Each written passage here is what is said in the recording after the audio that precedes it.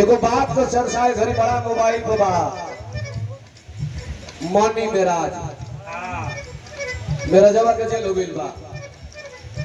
अब ओकर मेहरारू बनू द ग्रेट बचल बिया।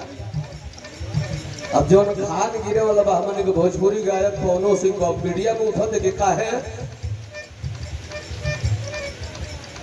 मनी मेराज चल गया पवन सिंह को चल बारे चर्चा एहो के चलत दिया। लेकिन हई देखी जा वो मनी मेराज से हम एगो बात कहत है करिश्मा जी प्यार कोई कोनो बड़ बात देखले बोली भावल बहुत बड़ बात बा ले वाला यूट्यूब वाला बनाया चीज हो एक लाइन सब कइले रे पागला सब कइले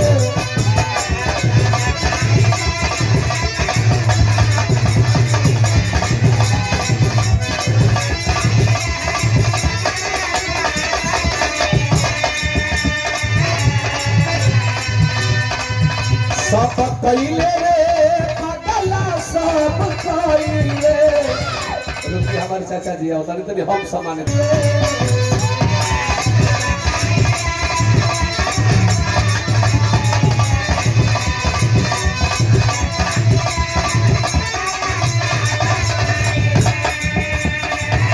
सब कइले रे पागला सब कइले सब छोड़ाई चाप छोड़ाई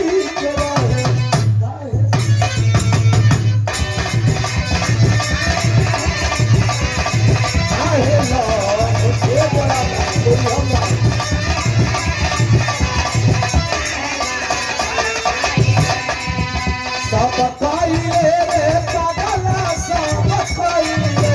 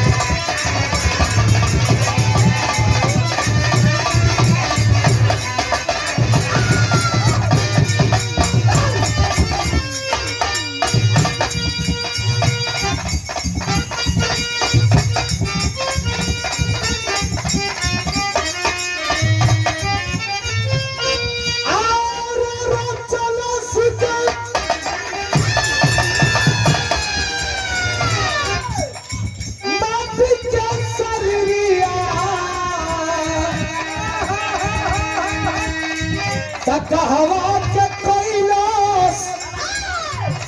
बजरिया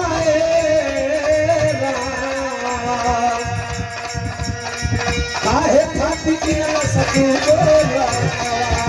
काहे खाती किनल सकू बोला एको फुटे देवे को